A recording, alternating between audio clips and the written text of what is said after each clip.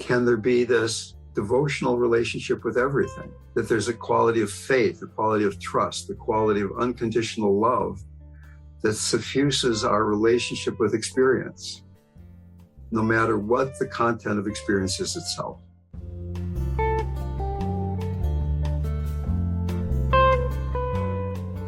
Welcome to Dale Borglum's Healing at the Edge.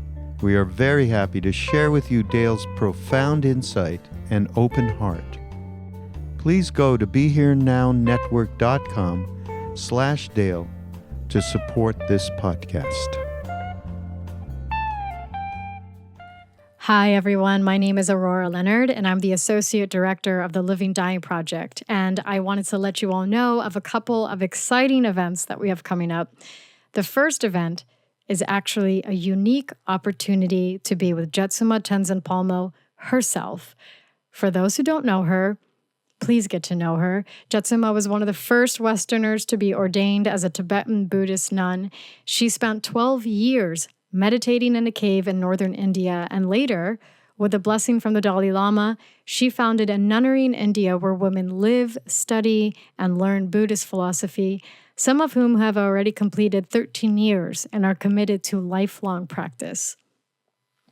Jetsuma is a wise and skilled teacher, and we are so thrilled that RamDev will be talking with her and will be asking questions from participants who register for the event. So we would love to have you join and submit your questions ahead of time. Again, this is a rare opportunity because Jetsuma earlier this year said that she was no longer going to be doing talks with institutions. So we feel so blessed that she's making time for this. This will happen on Saturday, January 21st, 2023 at 9 a.m. Pacific time, which means Jetsuma will be tuning in at night from India, which is so generous of her. You can go to our website to learn more about her and to learn about the event, and that will be at livingdying.org. Now, the second event I wanted to tell you about is that RamDev will be teaching his annual live Healing at the Edge, Conscious Living, Conscious Dying CEU workshops January through March. Now, these are his signature workshops where he teaches a healing model that anyone can use for themselves and with others, including those dealing with end-of-life issues. We've received amazing feedback from past participants, which includes myself. It was a life-changing time for me, and I know for others, this workshop also brought to light many, many things that had been unconscious or unexplored before. So this is a very powerful workshop. This is also for licensed professionals as well as anyone wanting to explore deep healing. All of the proceeds go to sustain the work of the Living Dying Project. There are 1- and 2-day options as well as in-person and online options, and the first one starts as soon as January 28th, which is a few days after the Jetsuma Tenzin Palmo event. So for more details and information, please visit livingdying.org to register. We would love to see you at one of the workshops as well as the Jetsuma Tenzin Palmo event. So without further ado, here is RamDev's new Healing at the Edge podcast episode. Thank you all. Welcome, everybody. Being in this group doesn't imply you're on the mailing list necessarily, and you'd like to get on the mailing list. Go to livingdying.org, and at the very top of the page, there's a Join the Mailing List button. And then you'll be bombarded, not so much with information about the Living Dying Project. A few days ago, there was the opening, or one of the openings at least, of this wonderful movie called Brilliant Disguise that I was at, and I guess Carly was at. Maybe that's the only other people in the room here in San Rafael. If you ever have a chance to see that movie, I highly recommend it. K.C. Tiwari was one of Maharaji's senior disciples. He had such commitment and love that he would very spontaneously go into deep samadhi. He would stop breathing and become a statue because he had so much love for God. The movie's called Brilliant Disguise. I think it's going to be playing in San Francisco. It's playing right now in San Rafael. Somebody else saw it, I believe, in Santa Fe last week. And I don't know where you are, but it might be playing there at some point soon. A couple of weeks ago, we talked about the path of devotion, all the way from the beginning stages of yearning and invocation to traditional devotion of being in a loving relationship with the deity or with the Dharma or with awareness itself, into tantric devotion. And today I would like to go into tantric devotion much more deeply. We often think of devotion as I am devoted to something outside of myself that is better than me. There's a teacher or a teaching or a guru. And that certainly is a stage. And certainly here in the West, where people bring a lot of psychological baggage often to their spiritual practice, their meditation practice, their devotional practice, that we often see the teacher or the teaching as something out there greater. Here's a quote from Trungpa Rinpoche. When there is any concept of a higher being which is external, there is also an internal identification with a lower ego. In Buddhist devotional practices, we create an open space before doing devotional practice of mantra or visualization, going into the formlessness of the heart. We are not trying to get or accomplish anything. One just identifies with the feeling of devotion rather than having the devotion be a demand. And Suzuki Roshi says, when you bow down to Buddha, you should have no idea of Buddha, which is to become one with Buddha himself. When you become one with Buddha, one with everything that exists, you find the true meaning of being. When you forget all your dualistic ideas, everything becomes your teacher, and everything can be an object of worship. Today, I'd like to talk about that quality of devotion. And for some of you who are really deeply into Vipassana meditation, one can really translate what I'm saying. I'm not going to be doing this moment to moment, but translate it into devotion to awareness itself. It doesn't have to be thought of as a guru figure or a deity figure, Christ or Amitabha Buddha or the Divine Mother or Hanuman. Even in the sutras, it says it is through faith alone that one can realize the absolute nature. So that certainly in the beginning of practice, we are working with cultivating right effort, cultivating yearning, feeling that there's some place we need to get to be, probably that we don't feel yet. We want to suffer less, be happier more. As practice deepens, we get to this stage where there's actually this loving relationship with awareness or with the deity, with Maharaji, with Hanuman, with Christ, with Buddha. But eventually we can get to this place where we begin to realize that this devotion we're feeling isn't to something that's only outside. We begin to get that our true nature and the true nature of everybody and the true nature of everything is what we were invoking in the first place. That everything is the play of pure consciousness. Everything is the play of pure awareness. So imagine the difference between saying a mantra in the sense that I'm saying a mantra because I want God to pay attention to me, stage one, to then saying the mantra in the sense that I'm in this loving relationship. This mantra is a loving relationship with this external deity. To saying the mantra, and each time you say the word or the prayer, that the word itself is the deity. That each time you say the word, the sound is the complete embodiment of what the sound represents to the mind. There's absolutely no distinction between she who is saying the mantra, the sound of the mantra, and the deity that is the essential quality of the mantra. Many of us approach spiritual practice as a way of dealing with difficult emotions. The superego, the punitive superego, our sense of inadequacy and shame and guilt, our sense of anxiety. And we're using meditation, we're using spiritual practice in general as a way of going beyond this feeling of I'm inadequate and I need to fix myself. And when we finally get to Tantra, then we see that it's a very different universe that we're living in. In some fundamental sense, the purpose of all spiritual practice is to disengage from the ego.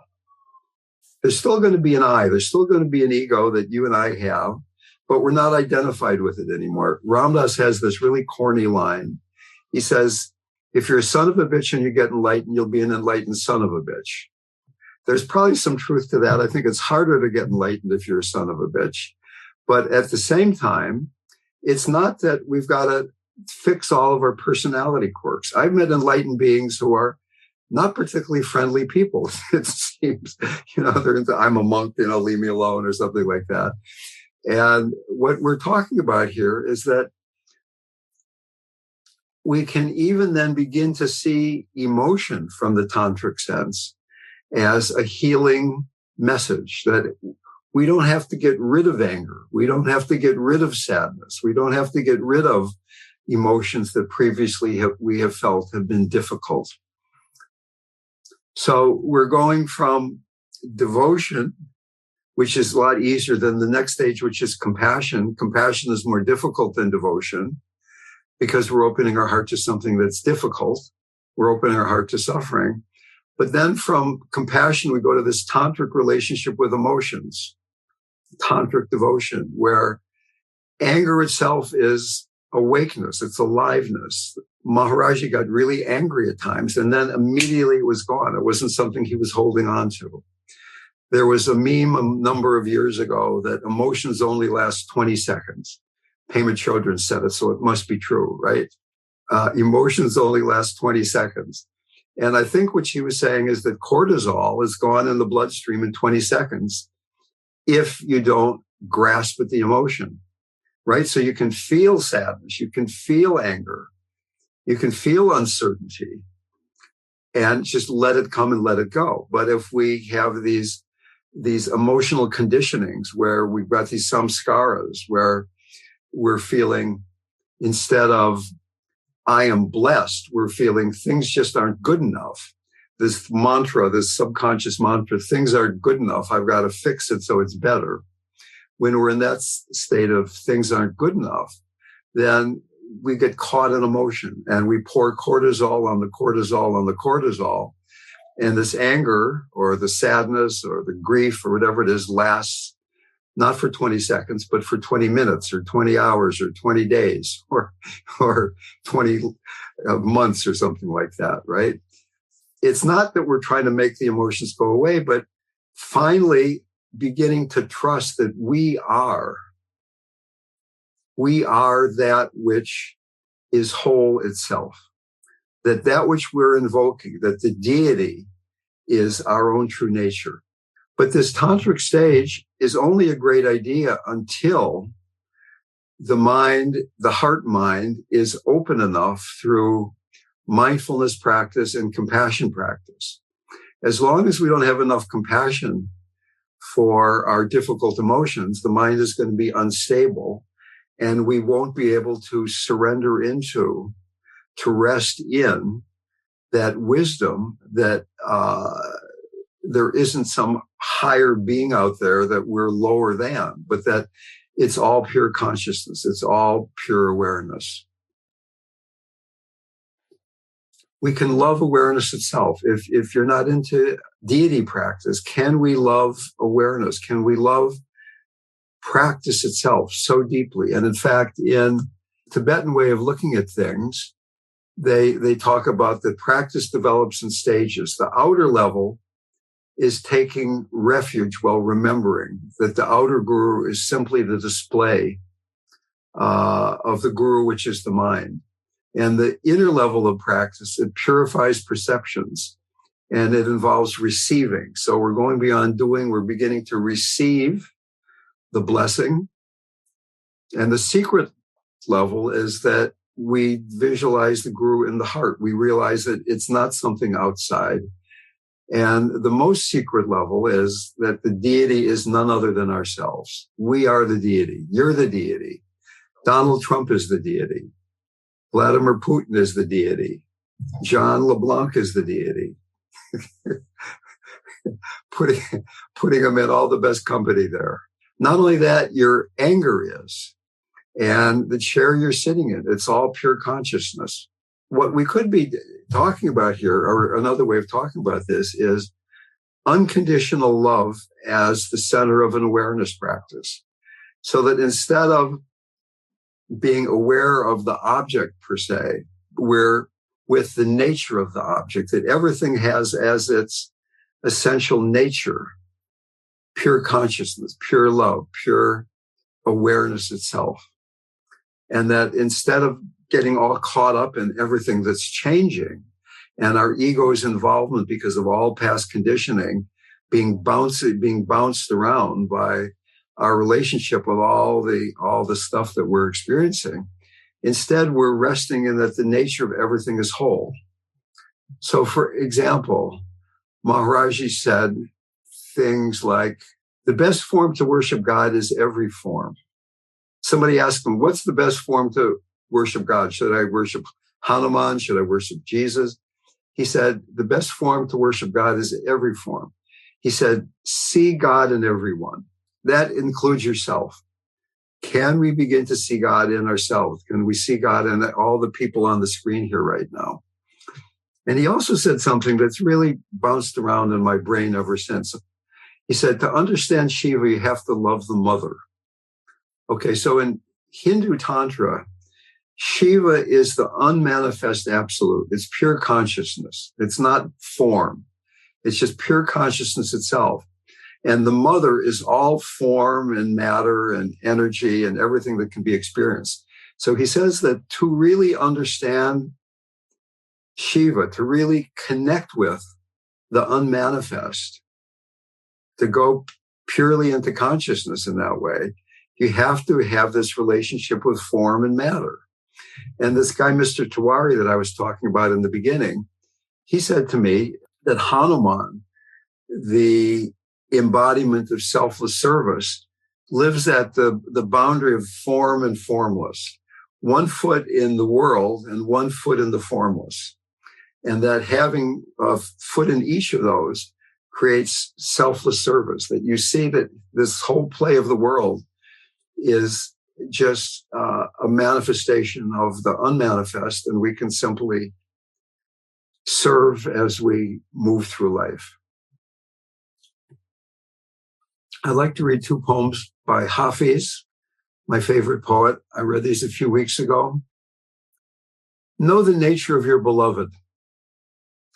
In his loving eyes, your every thought, word, and movement is always, always beautiful.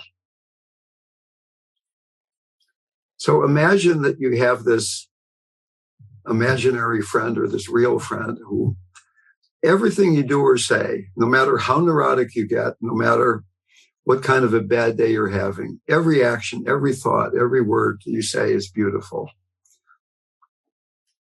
Hafiz again. Now is the time to know that all you do is sacred. Now, why not consider a lasting truce with yourself and God?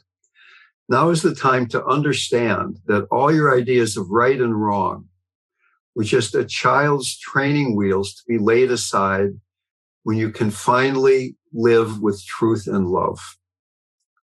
Now is the time for the world to know that every thought and action is sacred. This is the time for you to compute the impossibility that there is anything but grace. Now is the season to know that everything you do is sacred. In various traditions, various devotional traditions, there's a practice. In Tibetan, it's known as Guru Yoga. And I'd like to explore that with you. We'll do a short guided meditation. Before we do that, I'll just explain the practice. But for me, it's a way of just in a moment-to-moment way when I'm getting lost in life, when awareness falters a bit. Certainly, I can pump up awareness. But another thing I really like to do is remember those things that Maharaji said, that I'm always with you, that It's all a form of the mother. It's all the unmanifest. It's all pure awareness being projected into duality. In the beginning of the practice, we invoke the guru. And if you're a Buddhist, you can invoke Buddha, Dharma, Sangha. You invoke it with intense, fierce, dualistic devotion and yearning. You really ask that you can feel Buddha, Dharma, Sangha, that you can feel the mother, that you can feel Christ, that you can feel Maharaji as a living presence in the moment. On the outer level, the guru's body is Sangha, the guru's speech is the Dharma, the guru's mind is the Buddha, Buddha, Dharma, Sangha. So whether we're talking about guru or whether we're talking about refuge, same practice. And then we let the mind become completely filled with the presence of the guru. And we develop genuine devotion. The guru will feel like the mother who always has the greatest love for her child. This practice develops in stages, this outer taking refuge, inner practice of purifying perceptions, not getting lost in emotion, but receiving. So the Tantra is a lot about receiving the mother, receiving the guru, receiving the blessing of Buddha, Dharma, Sangha in each moment. We start out doing something, and as it deepens, we get involved in, we surrender into receiving the blessing of the moment. The secret level is we visualize the deity in the heart, and then finally we realize that this thing we brought into the heart is nothing other than our own true nature. Okay, so I'd like to do just a short guided meditation, and then we can talk about all this stuff.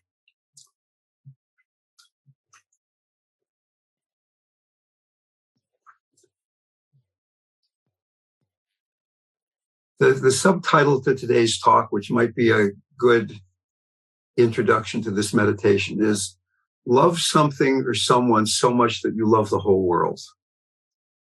You love awareness so much. You love the guru so much. You love Christ so much. You love the mother so much that you then end up loving the whole world. So in the beginning, invoke the guru, invoke Buddha, Dharma, Sangha with intense, fierce, dualistic devotion and yearning.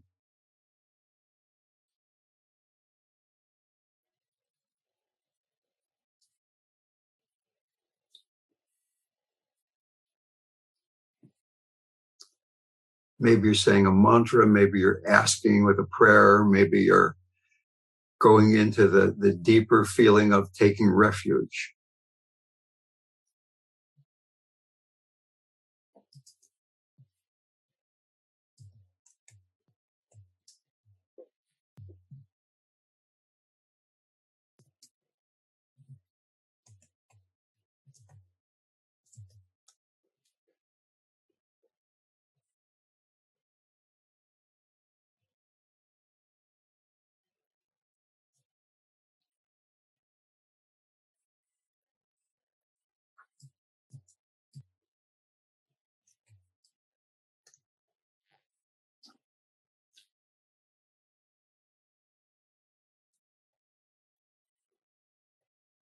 And as you begin to feel more filled with this which you're invoking, filled with Buddha, Dharma, Sangha, filled with the guru, notice how perceptions are being purified, and you begin to receive the blessing as one begins to feel filled with this essential quality of the guru, of the deity, of the Dharma. And begin to visualize at the very center of your heart this quality, this being, this deity, radiant, pure awareness, pure consciousness.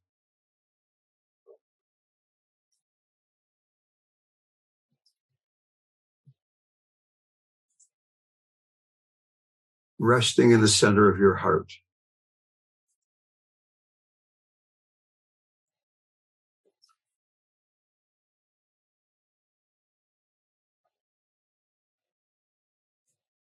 This pure consciousness radiating in all directions from your heart, infinitely before you and behind you, to the right and to the left of you, above and below you.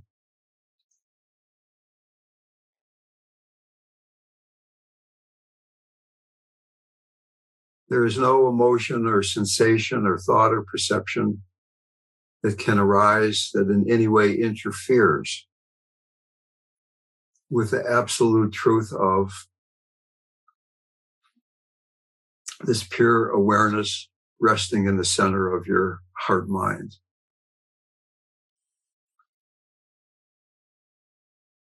In Sanskrit, there's not two words for heart and mind. The heart is the depth of the mind, the openness of the mind.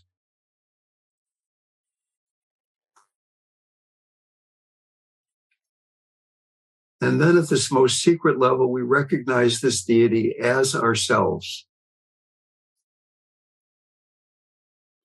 realizing that your body, speech, and mind have always been inseparable from the body, speech, and mind of the deity. If your body feels pain or illness, if your mind is agitated or tired, if your speech is unkind, that no matter what arises, it is the pure manifestation of this one reality.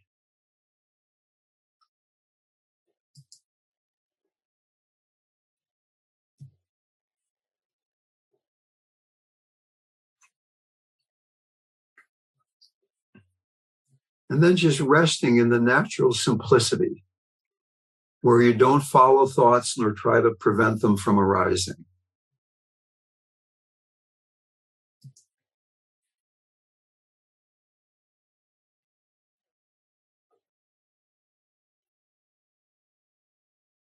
There's a sense of equality between the guru and the practitioner, and yet remaining humble because you realize that there is often some unexpressed potential in you.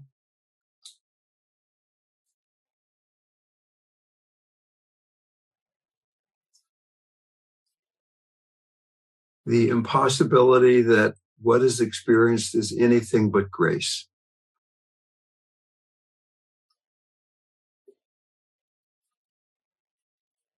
And can we rest then with the practice of unconditional love, pure awareness, as the center of a mindfulness practice? Thoughts will still arise, sensations will still arise, perceptions.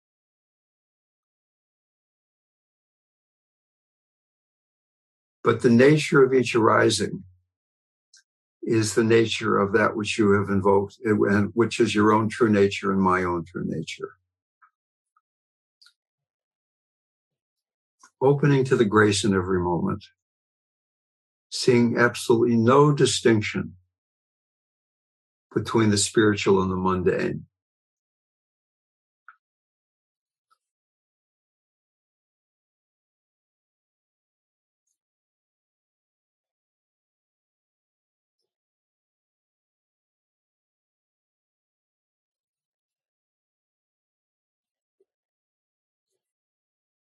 Your body is a microcosm of the whole universe. What is without is within, and within is without. Pure consciousness.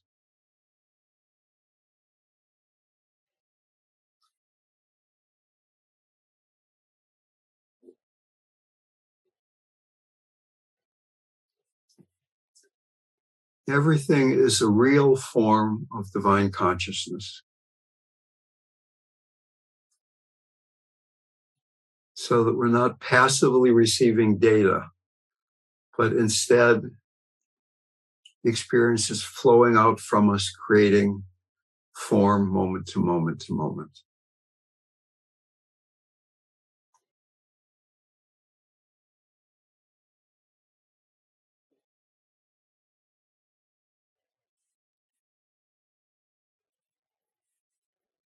Nothing that can arise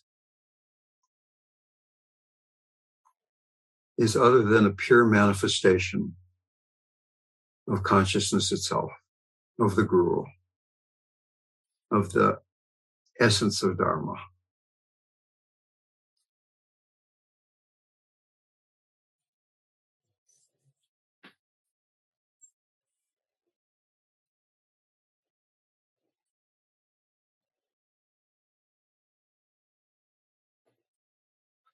I'm going to ring a bell, but I'd like you to rest in this state as much as you can.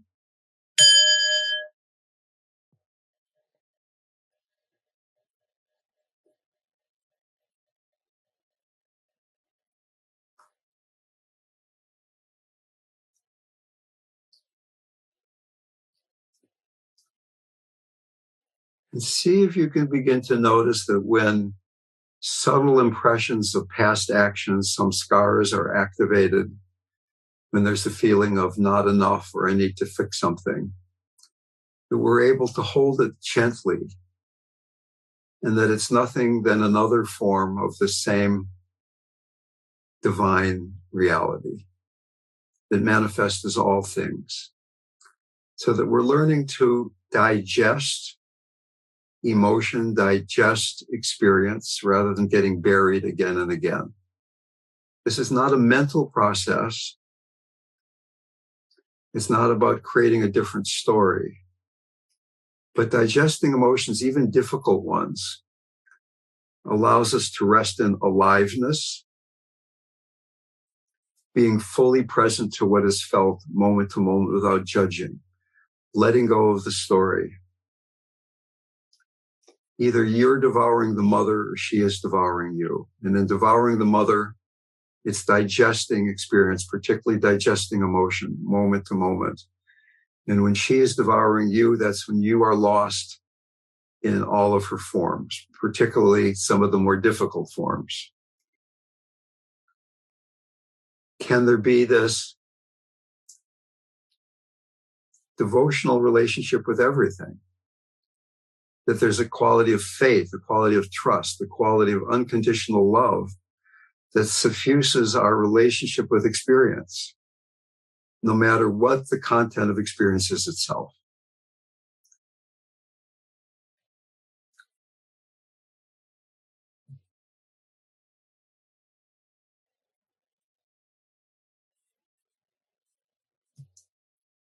It's as if we're catching a hold of the first moment of perception, rather than naming things and trying to fix them. We're trusting we can be with this ever-changing, impermanent manifestation of pure consciousness,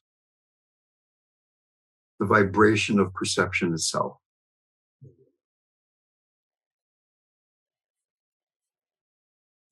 And as you do this, can you expand to feel what's going on in a virtual room? 50 of us together in this room. The sense of spaciousness, of lack of boundary in a certain healthy way. The sense of connectedness, of oneness, even beyond connection.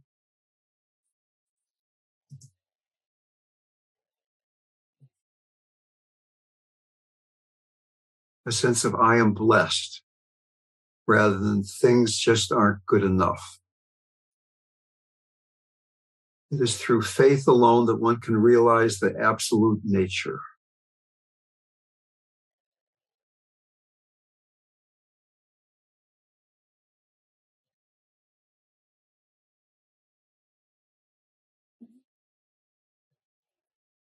Are there any comments about what it is that I've been talking about? Thank you for inviting me. All that came up was one thing was you don't have to wait, you don't have to wait to be perfect. And that's a given, but it's a felt sense of that. And then what would it be like to walk around like this all the time? It's pretty sweet to have that guru going on. Well, it is going on, and it is pretty sweet. And if we really ask ourselves, in the beginning of that guru yoga practice, I said, invoke with fierce intensity this quality of this openness, this quality of the guru, this quality of loving awareness. You said something, and I forget the exact phrase, but it was so great of, it is perfect the way it is, and why can't we just remember that, essentially? Once we get a taste of this, we kind of become crazy for it. We become addicted to it. I was at an all-day meditation with Trungpa at the first summer at Naropa back in 1974. There was this all-day meditation. Trungpa came in and he said, how many of you have never meditated before? And maybe a quarter of the people raised their hands. He said, if I were you, I'd leave the room immediately. Because once you start getting a taste of this tantric reality, you're going to be addicted to it, and it's going to be really, really difficult. Which, of course, is the perfect sales pitch. Nobody left the room because of the reverse psychology there that was so. Is there something more important than resting in this open state? No, it's the most important thing. And as Suzuki Roshi said, the most important thing is finding the most important thing. And Patsy's found it. How about the rest of us? Okay. When we ask what's the most important thing, the first thing that comes to mind is serving. But then by being in that state is serving in a way. Well, in Buddhism, they say very clearly that there are three qualities of the awakened mind or the awakened heart, same thing. The first quality is great clarity, the knowing quality. The second quality of the awakened mind is spaciousness, non-clinging. And the third quality is naturally arising compassionate activity. That when you're awake, as Aaron says, you're going to be compassionate.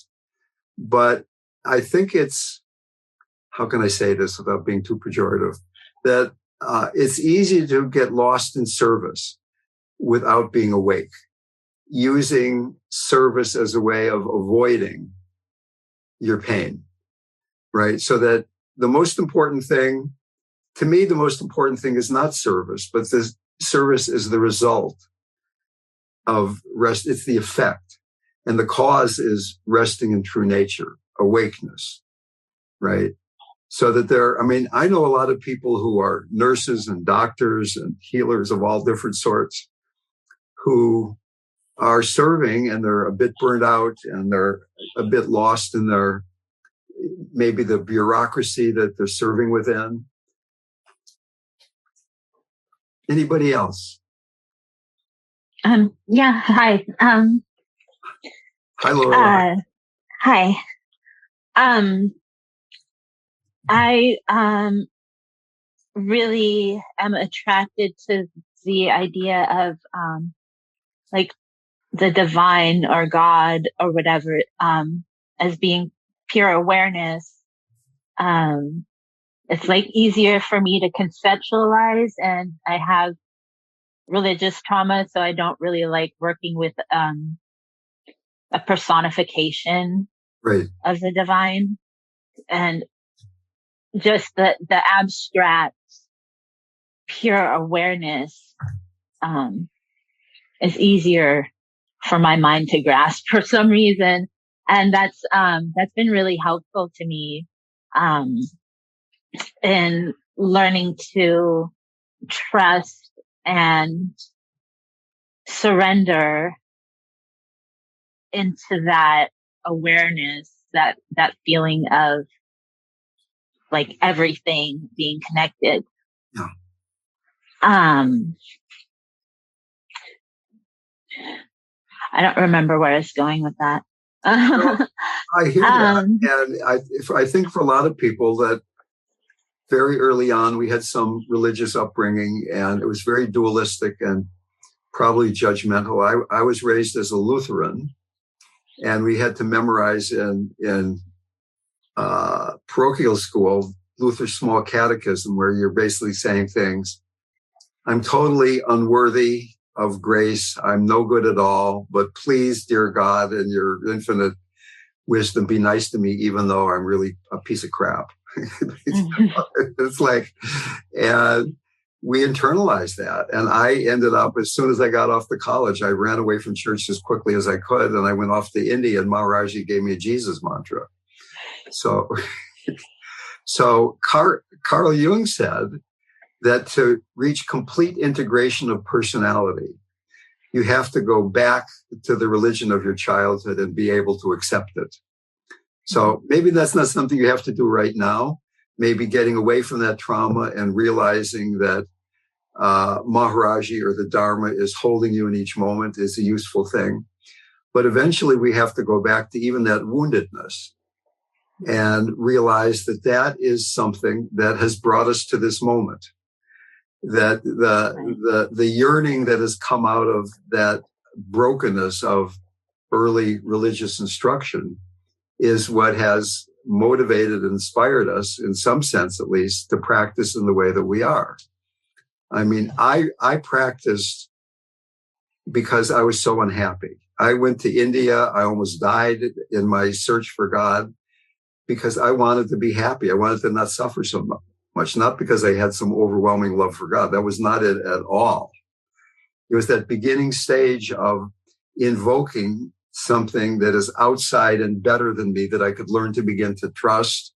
And then God showed up, and I was in that relationship with her, him. And then I began to figure out that the guru kept loving me. And anyway, that whole process. But I had to start out with being that wounded and wanting to get away from it.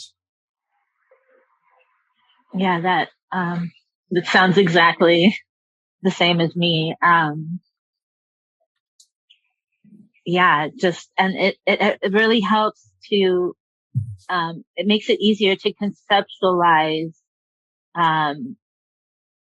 like being the divine or part of consciousness and awareness. Right.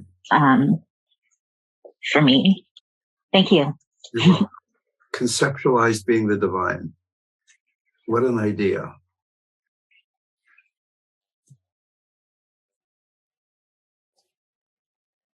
Dale, it's Carly. Yeah, Carly. I apologize if this is tangential, or maybe moving backwards. But you had brought up unconditional love. And I got into a pretty nice conversation about love and unconditional love with somebody recently. And I was talking about sending love and feeling love for people who are more complicated or who feel toxic in my life, and loving them from a distance, quote unquote. And the person pointed out that is possibly conditional love and not unconditional love, because I'm loving them from a distance. And I'm not sure that I agree. Because I feel like so many people we love are far away from us, because that's just the nature of life right now. But I think the feeling of love and being love is the unconditional part of it. To not feel hatred and anger and resentment towards the people who may have compromised us. Right. And to love them from a distance is still unconditional love. Do you have any thoughts about that? Yeah. So a couple of thoughts. One is, we've talked before about the chakras and how the first chakra is about being grounded, and it's the antidote to fear. The second chakra is second and third chakras are about being centered, and they're the antidotes to guilt and shame. And the heart chakra is the antidote to grief. And the energetic quality that allows one to be in the heart chakra is to have appropriate boundaries.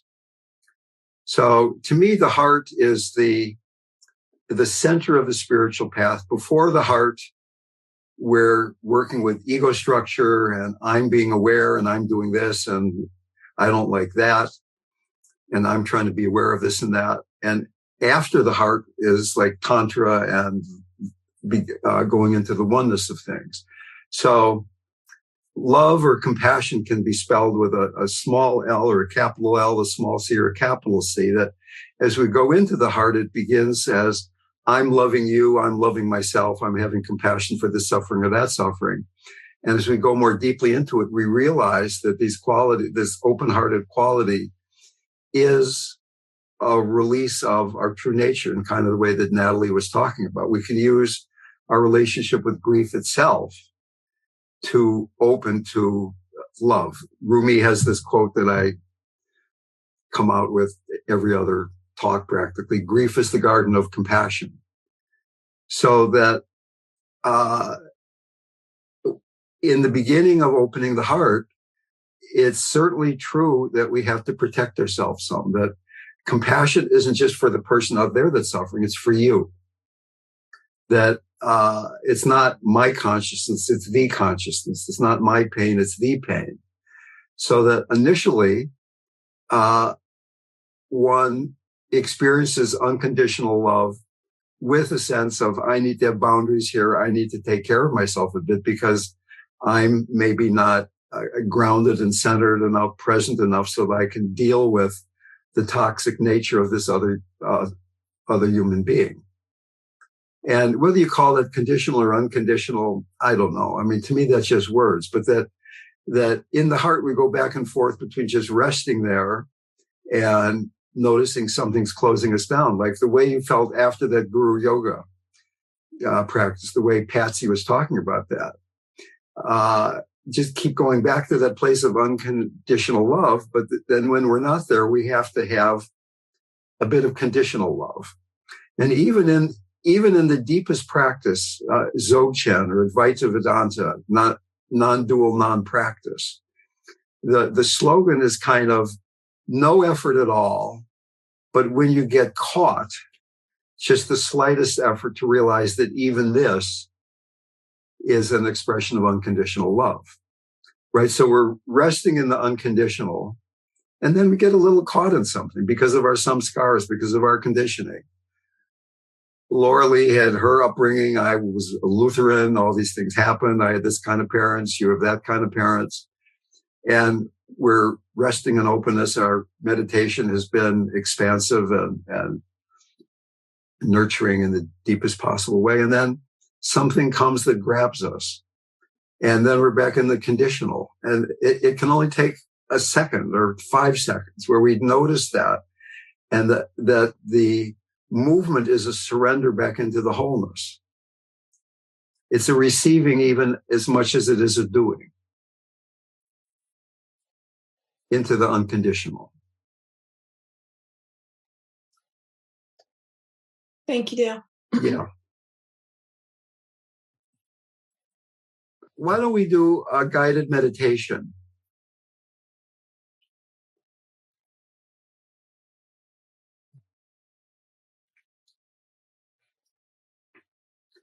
Okay, begin to bring your attention into your body, being with sensation, wherever it might be predominating.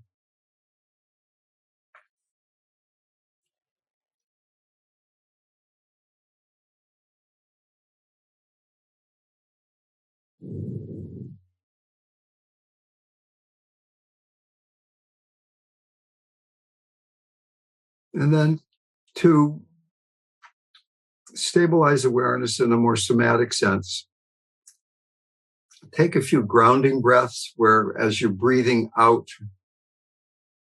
you feel or visualize that as you're breathing out, your attention, your energy is dropping out through the base of your torso, the perineum, into the earth that supports and nourishes and is grounding.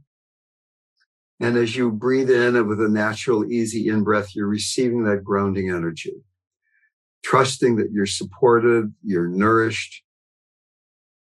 It's safe to be here now. Slightly fuller out breath, dropping down into the earth, not of earth of dirt and worms and rocks, but the earth of support, the mother earth element.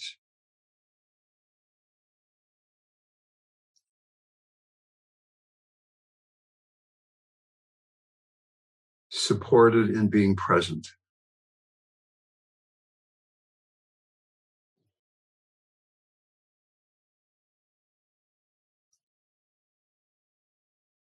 And then moving up to the lower belly, underneath the navel, a few inches below the navel, inside your body as you breathe out, dropping down into the lower belly, centered,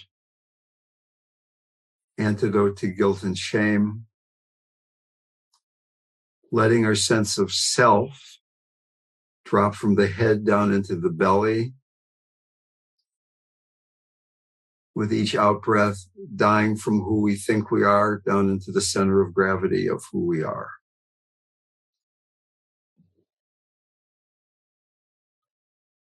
The lower belly, the hara, the sea of chi, is where all the energy of the universe can flow through us. Not our energy, not our Shakti, but the Shakti. When the inner child calms down enough to energetically inhabit this part of our bodies, our energetic body. With each out-breath, surrender, letting go, finding a lower belly that's open and soft, yet full and strong. If you could imagine that you had a huge blood pressure cuff around your lower belly, it doesn't collapse as you're breathing out. The pressure is the same whether you're breathing in or out, yet it's soft and open.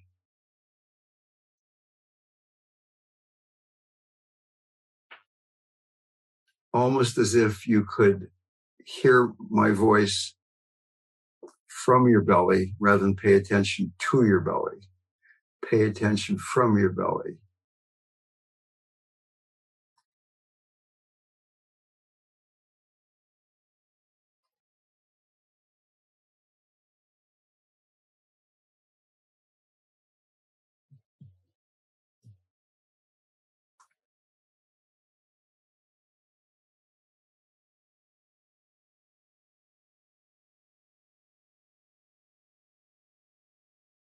And then with this very brief foundation,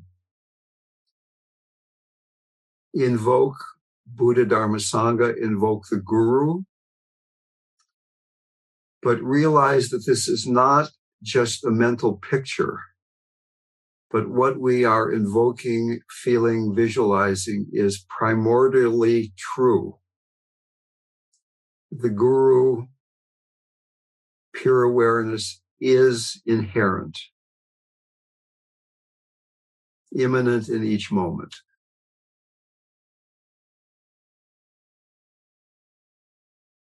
So that we invoke with intense ferocity,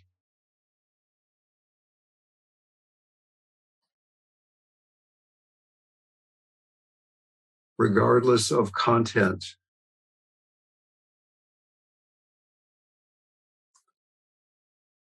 Asking, reaching out so that we begin to feel the reality of the situation.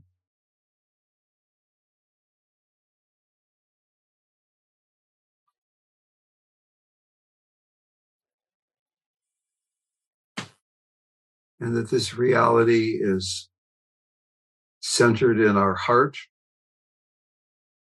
With each in-breath, the heart is filled with devotion, with loving kindness, with compassion, with gratitude, forgiveness. And with each out-breath, we surrender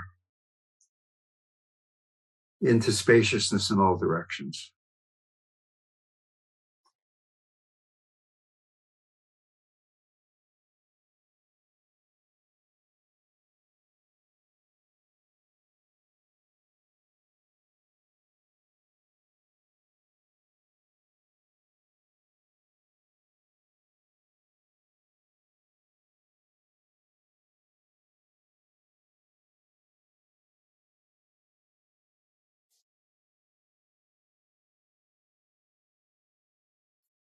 Increasingly, the practice is about surrender, about receiving, about trusting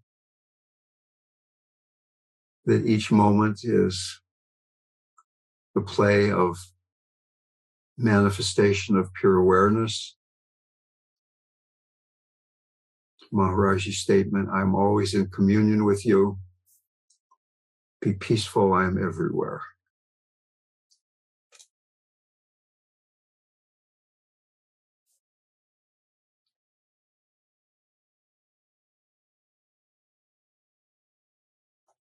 Heart mind has great clarity.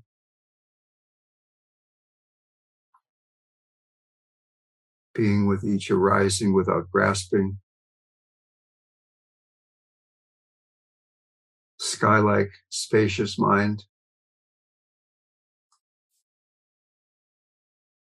Resting in the spaciousness as activity arises and passes away moment to moment.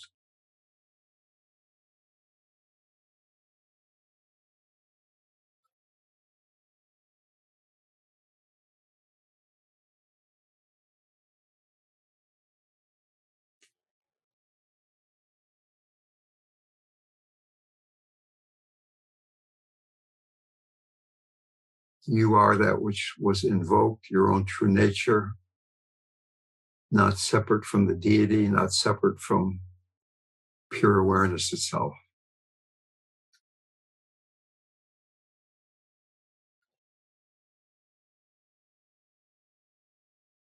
Your body, the body of the guru.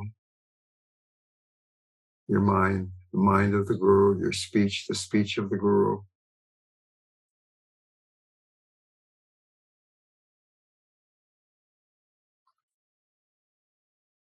Resting in this fundamental truth.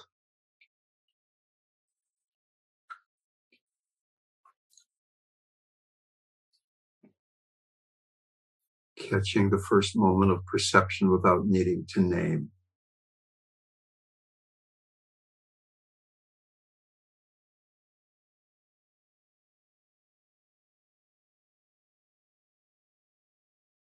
Each moment densely permeated with grace.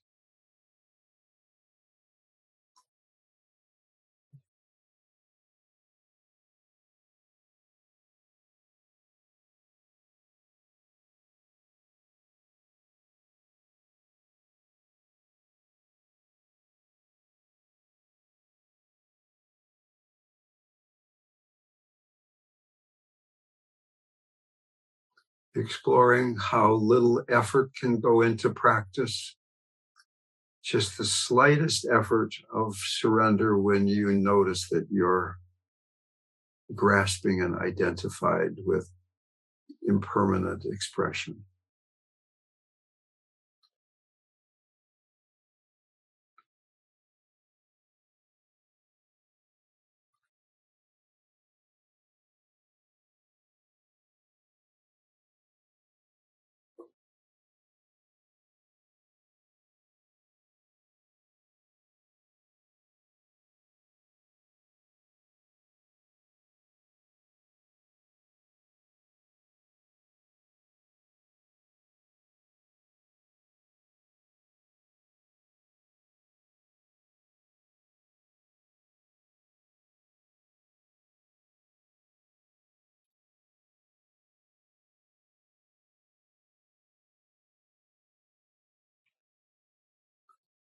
The naturally arising activity of the open heart mind is compassion. This openness is open to the suffering of all sentient beings. Meeting the suffering with a connected and spacious heart mind.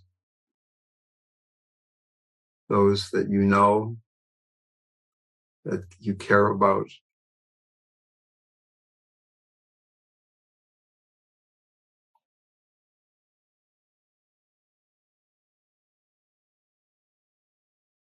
In fact, everyone you know is suffering, grasping.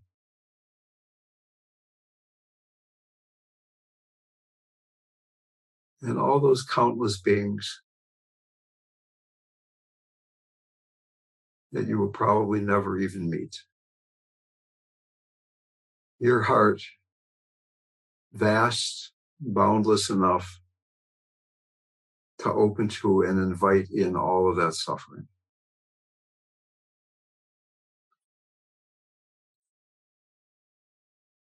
Because there is no boundaries, nothing sticks. The more you open to suffering, the lighter, more spacious the heart mind is revealed to be.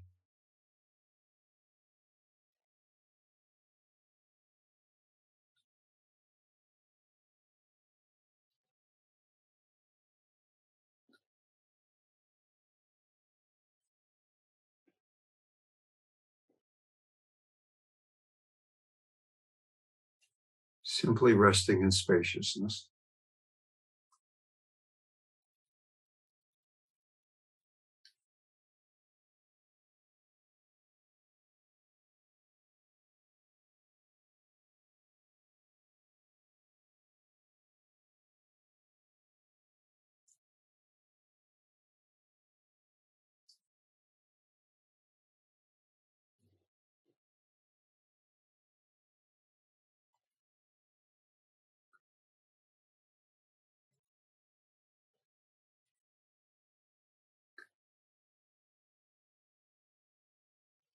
May all beings be free from suffering and from the causes of suffering.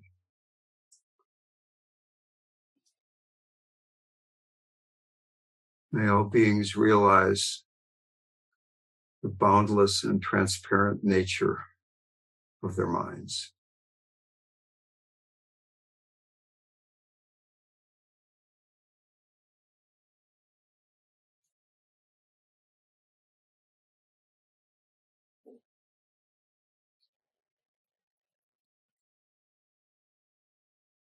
Dedicating the merit of our practice with the wish that all beings might be free. That we're not practicing simply to free ourselves, but all beings, but certainly including ourselves.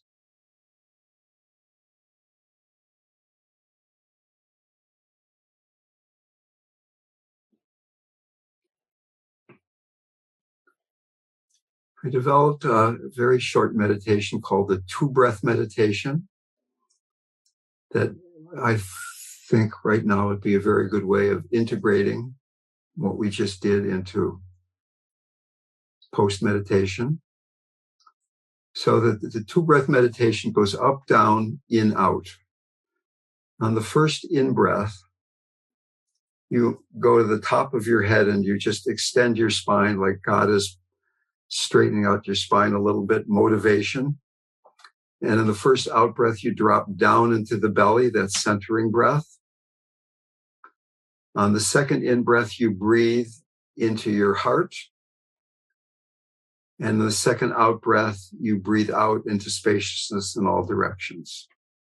Up, motivation, straightening the spine, down into the belly, in to the heart, out into spaciousness. This is a practice that in very short order, no matter how you're caught, can, in my experience, bring me back to being present. And after doing it for a few minutes, you can let go of the up-down part because you maybe are motivated and centered enough and just do this very profound yet simple practice of breathing into the heart and surrendering out into your nature as pure spaciousness.